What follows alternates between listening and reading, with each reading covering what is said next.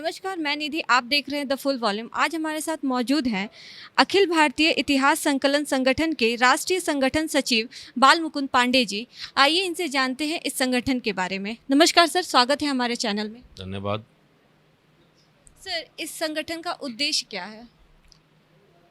अखिल भारतीय इतिहास संकलन योजना का उद्देश्य भारत में विकृत इतिहास को समाप्त कर, भारत के इतिहास में आई हुई विकृतियों को समाप्त कर, भारतीय चैतन्य के प्रकाश में भारतीय इतिहासकारों के द्वारा भारतीय एविडेंसेस पर भारत का इतिहास, जो भारत को स्वाभिमान देने वाला इतिहास हो, उसका स्थापना करना है। इसका आधार शोध हैं जो भारतीय इतिहासकारों के द्वारा गहन शोध करके इस काम को आगे हम बढ़ाएंगे।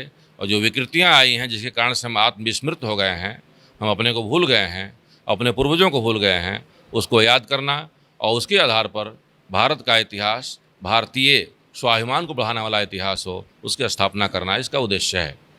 सर, जैसे आज हमारे देश में हमारी मातृभाषा संस्कृत है, हिंदी है, लेकिन अंग्रेजी का वर्चस्व बढ़ता जा रहा है। इस पर आपका क्या कहना है? ये मेरा मानना है कि भारत में प्लान करके और अंग्रेजी को स्थापित किया गया। एक ऐसी बात फैलाई गई कि जो अंग्रेजी जानता है वही विद्वान है, और इसके कारण से लंबे समय तक विद्वानों का एक बड़ा समूह अंग्रेज़ों के मानसिक गुलामी को स्वीकार कर लिया। और उसके कारण से हमारे अंदर कॉलोनियल माइंड आज भी हमारे ऊपर चढ़ा हुआ है। हमको लगता है कि अंग्रेजी में बोलते हैं, अंग्रेजी में लिखते हैं या अंग्रेजी का शब्दों का प्रयोग करते हैं तो लगता है कि विद्वान आदमी है। हमारे आचार्यों का भी दोष है। जो हमारा कोई विद्यार्थी जब कोई लेख लिखता है, कोई प्रबंध लिखता है और उसमें अंग्रेजी, फ्रेंच और जर्मन विद्वानों का नाम जब लिखता है तो ये माना जाता है कि विद्वान है। अगर उसको भारतीय विद्वानों के नाम इंक्लूड करता है तो लगता है कि ज़्यादा परिश्रम नहीं किया है। इसलिए अंग्रेजी माध्यम महत्वपूर्ण नहीं है। माध्यम तो कोई हो सकता है, लेकिन जो कॉलोनियल माइंड हमारे मस्तिष्क में जो बैठा हुआ है वो खतरनाक है, और उसको निकालना इस देश की परम आवश्यकता है। और नई शिक्षा नीति में इसकी बार बार चर्चा की गई है, और हम इतिहास के विद्यार्थी इसको डिक्रीज करते हैं कि किसी भी प्रकार से कॉलोनियल माइंड को, माइंड सेट को हमको देश से निकालना ही पड़ेगा अगर देश को आगे बढ़ाना है और दुनिया के कंपटीशन में कम्पीट करना है। सर, ये मेरा अगला क्वेश्चन ही था कि ये जो नई शिक्षा नीति आई है केंद्र सरकार की, इस पर आपका क्या कहना, और ये इतिहास संकलन इस पर क्या काम कर रही है? पहली बार भारत में भारत की शिक्षा नीति आई है। इसके बाद जब भी शिक्षा नीति आई थी, इसके पहले वो भारत की शिक्षा नीति नहीं थी। इस शिक्षा नीति में भारत को केंद्र मान करके इस नीति को बनाया गया है। इसलिए जब हमारे छोटे बच्चे कुछ सीखना चाहते हैं, जो सीखने की क्षमता उनकी है मुट्ठी भर, उसमें जो सीखना चाहिए वो न सीख करके वो विभिन्न भाषाओं में भटकने लगते हैं। जैसे एक विद्यार्थी, छोटा बालक जब घर में रहता है तो वो भिंडी की सब्जी खाता है, विद्यालय में जाता है तो उसको लेडी फिंगर पढ़ना पड़ता है, जब वो बाज़ार में जाता है तो फिर भिंडी खरीदता है। तो भिंडी और लेडी फिंगर में जो उसकी बुद्धि कुछ और करने वाली थी वो उलझ कर रह जाती है। इस तरह से एक तरह से ये हत्या है एक तरह से। उसको ख़त्म करने के लिए नई शिक्षा नीति ने कक्षा 5 तक के विद्यार्थियों को स्वभाषा में पढ़ाने का और समझाने की बात कही है। दूसरा एक बहुत महत्वपूर्ण बात है कि हमारे वहाँ दुश्वारियों के कारण से, गरीबी के कारण से या किसी कारण से अगर कोई बालक भी इंटर पास करके छोड़ देता है तो उसका कोई मतलब नहीं होता है। बीए प्रथम वर्ष पढ़ कर छोड़ देता है, उसका कोई मतलब नहीं होता है। लेकिन नई शिक्षा नीति में आप जितनी पढ़ाई करोगे उतना का आपको सर्टिफिकेट मिल जाएगा, और पढ़ाई का सिस्टम इस तरह का होगा कि जितना भी पढ़ कर निकलेंगे आप, उस हिसाब से आपको कोई ना कोई काम मिल जाए। इसके लिए शिक्षा नीति बहुत ही महत्वपूर्ण है। यह शिक्षा नीति भारत के चित्त से अपने को तादाद में स्थापित करती है। भारत के स्वाभिमान के लिए शिक्षा नीति ये बनी है। इसमें भारत के सोल्जर्स हैं, इसमें भारतीय विद्वान हैं, और ठीक प्रकार से अगर कहें, वास्तव में कहें तो ये वास्तव में भारत की शिक्षा नीति है। जो अब तक विदेशी शिक्षा नीतियों के माध्यम से संचालित होते थे, आज भारत की शिक्षा नीति है। मैं नीति बनाने वाले सारे कार्यकर्ताओं को मैं बहुत बहुत बधाई और साधुवाद देता हूं और ईश्वर से प्रार्थना करता हूं कि शिक्षा नीति जल्दी से जल्दी लागू हो और इसके लिए अखिल भारतीय इतिहास संकलन योजना सभी प्रकार से इस नीति को लागू कराने में, उनको सहयोग देने में, उनको परामर्श देने में हम हर प्रकार से लगे हुए हैं। सर, हमारे जो युवा हैं अभी के टाइम के, उनको अपने इतिहास, भारत के इतिहास को लेकर उतना नॉलेज नहीं है जितना हमारे पूर्वज हैं या हमारे जो बूढ़े बुजुर्ग हैं उनको है। इस पर आप क्या कहना चाहेंगे? ये तो प्लान किया गया कि हमारे जो युवा हैं उनको इतिहास से विरत किया जाए, लेकिन कक्षा 10 तक, 8 तक, कम से कम 8 तक तो इतिहास पढ़ाया ही जाता है। एनसीईआरटी के माध्यम से इतिहास पढ़ते हैं, लेकिन इतिहास को एक मसल कह दिया गया कि इतिहास भूगोल बड़े वफा, रात में पढ़ा सुबह सफा। अब इसी कारण से उसको डिक्रीज करने का प्रयास किया गया। ये अंग्रेज़ों का प्लान था, ये बाद में सरकारों के प्लान थे कि जैसे हम, इतिहास एक ऐसा विषय है जिससे हमारी ज्ञान परंपरा खुलती है। इतिहास एक समग्र का विषय है, वो सबको देखता है, चाहे वो साइंस का इतिहास हो, मैथ का इतिहास हो, घर का इतिहास हो, गांव का इतिहास हो, त्योहारों का इतिहास हो, युद्ध का इतिहास हो, एग्रीकल्चर का इतिहास हो। तो इतिहास जब पढ़ेंगे तो समग्रता को हम पढ़ते हैं।